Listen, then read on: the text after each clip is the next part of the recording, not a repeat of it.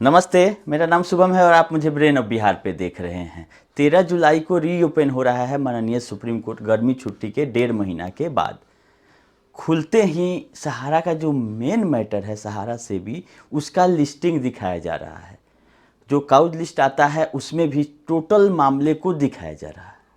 लेकिन हम बात करेंगे कि कितना परसेंट चांस है कि टोटल मामले को लिया जाएगा, या जो 2 अपील फाइल किया गया है मई में और जून में सहारा इंडिया कमर्शियल के मामले में, जिसमें 14,106 करोड़ की देनदारी सहारा की है प्लस इंटरेस्ट। तो ये चीज़ जो पोर्टल पे देखने से लग रहा है और चाहे जो मेरा अनुमान रहता है उस हिसाब से, चूँकि ये सहारा से भी मैटर टैग किया गया था दोनों अपील, क्योंकि 2021 से भी एक अपील पेंडिंग है सहारा इंडिया कमर्शियल का, वो भी सहारा सेबी में ही टैग है। तो इंडिपेंडेंट कोई भी केस अलग से नहीं सुना जा सकता है जब मामला कहीं से पे टैग हो। तो इस बीच में 27 मई 2026 को आई अहमद ने एक सिविल अपील दायर किया सहारा इंडिया कमर्शियल वाले मामले में, जो कि अपीलेट ट्रिब्यूनल का ऑर्डर आया था। फिर एक 6 तारीख को सहारा इंडिया कंपनी के द्वारा भी दायर किया गया है अपील, और एक तीसरा अपील इसी मामले में, मतलब टोटल 3 अपील दायर हैं सुप्रीम कोर्ट में सहारा इंडिया कमर्शियल के मामले में। एक कंपनी का, एक डायरेक्टर लोगों का और एक उसके मैनेजर और कंपनी सेक्रेटरी का, जिसमें 2 में सहारा के अपील को डिसमिस कर दिया गया था, डायरेक्टर वाले और कंपनी वाले में। मैनेजर वाला जो अपील था और कंपनी सेक्रेटरी वाला, उसको सहारा उन लोगों के पक्ष में ट्रिब्यूनल से आदेश आ गया था, जिसके अगेंस्ट में सेबी ने एक अपील दायर किया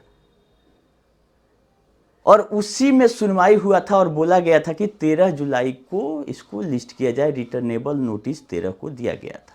टोटल इसमें 5 पार्टी थे रिस्पोंडेंट में। कंप्लेनेंट कौन है? आपका ये सेबी, और रिस्पोंडेंट में 5 इंडिविजुअल है। 5 में 4 को नोटिस भेजा गया है उनके एडवोकेट को। जैसे उनके एडवोकेट थे उनको बोल दिया गया था उसी दिन के आप नोटिस इनको रिसीव करा दीजिए। तो 26 जून को ही उनको मेल से नोटिस चला गया है। और एक जो उसमें रिस्पोंडेंट है उनका नोटिस भेजा गया था स्पीड पोस्ट से, जो कि वापस आ गया सुप्रीम कोर्ट में, और इस रिमार्क्स के साथ आया है इंडियन पोस्ट से वापस कि डिकेस्ट, मतलब वो नहीं रहे, मर चुके हैं। जो रिस्पोंडेंट नंबर 4 है AN मुखर्जी। लेकिन रिस्पोंडेंट नंबर 1, 2, 3 और 5 कि वकील को उसका नोटिस दे दिया गया है, हालांकि वो अभी तक काउंटर एफिडेविट नहीं फाइल किए हैं। ये हम सारे डिटेल बता रहे हैं पोर्टल पे, जो है सुप्रीम कोर्ट के पोर्टल पे जो आया है। चूंकि सहारा सेबी में ही ये अपील टैग है, इसीलिए दिखाया जा रहा है आपका टोटल 27 केस लिस्ट कर दिया गया, वो भी 42 नंबर पे। तो क्या आपको लगता है कि 42 नंबर सुबह में तो आएगा नहीं, ये आएगा सेकेंड हाफ में इसकी सुनवाई की बारी। और सेकेंड हाफ में 3 जजेज बेंच ही बैठ रही है 13 जून को। तो ये तो यहाँ तक ठीक है कि 3 जजेज बेंच में सहारा सेबी का मैटर सुना जाता है और चीफ जस्टिस ऑफ इंडिया के बेंच में लग रहा है, इसमें भी कोई दो राय नहीं है। इसमें टोटल मामले को भी लिया जा सकता है सिवाय ये सिविल अपील के, क्योंकि जो कैटेगरी देखिएगा काउज लिस्ट में, जो काउज लिस्ट आता है उसका कैटेगरी होता है किस कैटेगरी का केस है, तो उसमें दिया गया है after notice admission civil appeal, contempt petition नहीं, सिविल अपील आफ्टर नोटिस। और ये जो ऑफिस रिपोर्ट जो आया है वो केवल और केवल दोनों अपील में आया है, जो मई में सुनवाई हुआ था आई अहमद का, और दूसरा जो सेबी ने लगाया था 18 जून को, जो पार्ट टाइम कोर्ट चल रहा था चीफ जस्टिस के बेंच में ही लगा था तब का। तो इस दोनों अपील को ही लिया जाने का संभावना ज़्यादा है, ज़्यादा मतलब 90% चांस है कि केवल और केवल ये दोनों अपील को लिया जाएगा, क्योंकि अपील में अमाउंट क्या है 14,106 करोड़ रुपया। अब रहा बात की 10% चांस ये भी है कि हो सकता है कि सहारा सेबी का मैटर लिया जाए, क्योंकि सेबी के एडवोकेट तो रहेंगे, सहारा के एडवोकेट। लेकिन जो हम चलेंगे अब नवंबर 2025 में जब लास्ट सुनवाई हुआ था सहारा सेबी में, तो क्या आदेश दिया गया था उसमें जरा आइए। और अभी सहारा सेबी में कोई ऑफिशियल रिपोर्ट नहीं है, भले ही सबको मिल जाता है, जितना आइटम उसमें टैग रहता है सबको नोटिस चला जाता है, लेकिन क्या आपको लगता है कि सेकेंड हाफ में 10 मिनट में 15 मिनट में सहारा से भी केस सुन लिया जाएगा? 26 ठो केस है और आईए अनगिनत है, 150-200 आईए लिस्ट किया गया है। हाँ, एक सकारात्मक जरूर है कि हो सकता है कि सुन लिया जाए या जल्द डेट दे दिया जाए कि बाकी सब मामले को भी अगले दिन रखिए।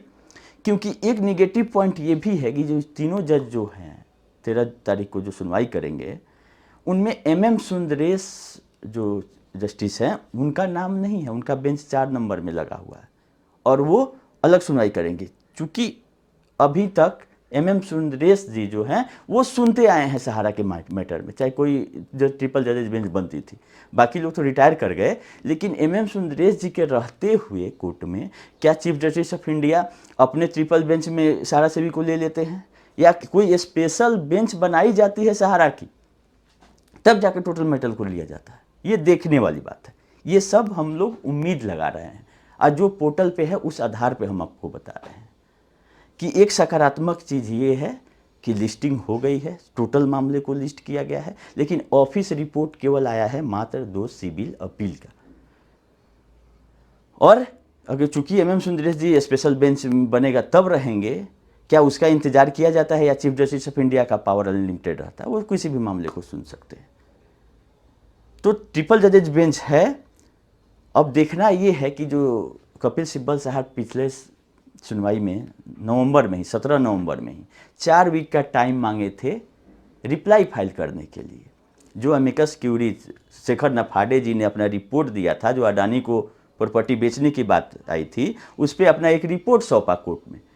कोर्ट ने गवर्नमेंट ऑफ इंडिया मतलब सरकार को भी और सहारा को भी दोनों तरफ से बोला कि 4 वीक में आप लोग अपना अपना इस पर नोट्स रिप्लाई फाइल कर दीजिए और 6 वीक के बाद इस केस को लिस्ट किया जाएगा।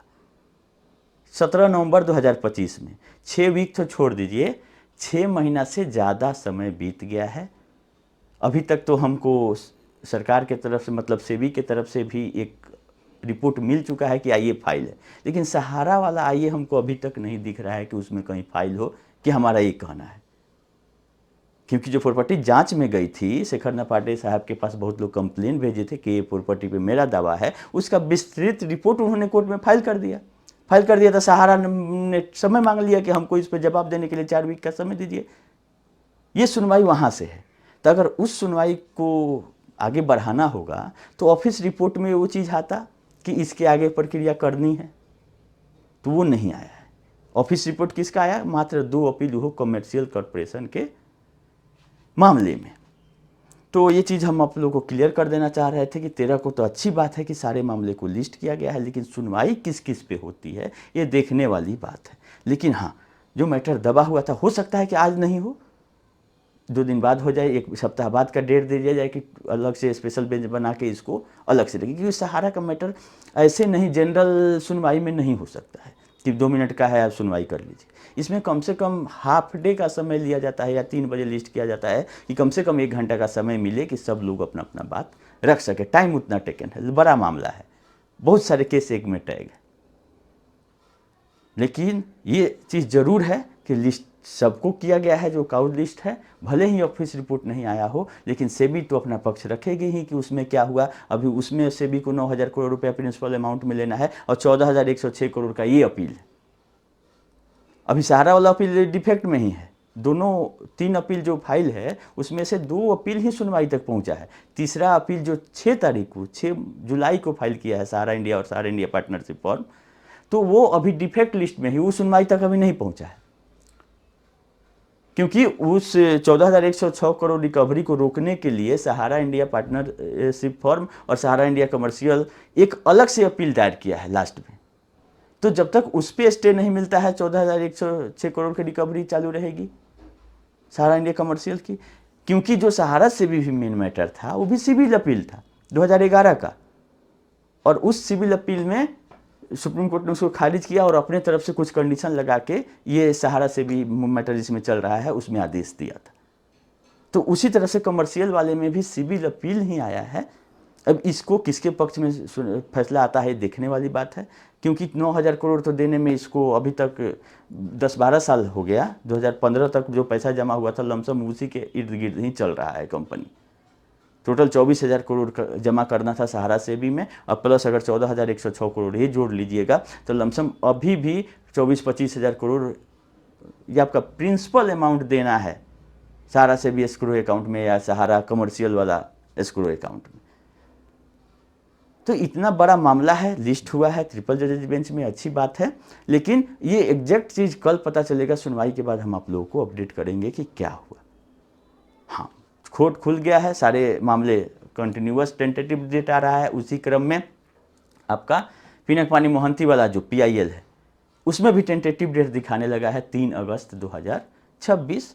ये जरूरी नहीं है कि 3 अगस्त तक ही सुनवाई हो जाए, वो आगे भी बढ़ सकता है या पहले भी हो सकता है। डिपेंड करता है कि जो पोर्टल कमेटी है वो अपना IA कब लेके जाती है सुप्रीम कोर्ट में, अगला पैसा मांगने या मॉडिफिकेशन करने या जो भी प्रेयर लेके अपना। तो जब तक सरकार के तरफ से पिनकपानी मोहंती में कोई IA नहीं फाइल किया जाएगा तब तक उसमें सुनवाई होने की उम्मीद नहीं है। हालांकि टेंटेटिव डेट ही है 3 अगस्त।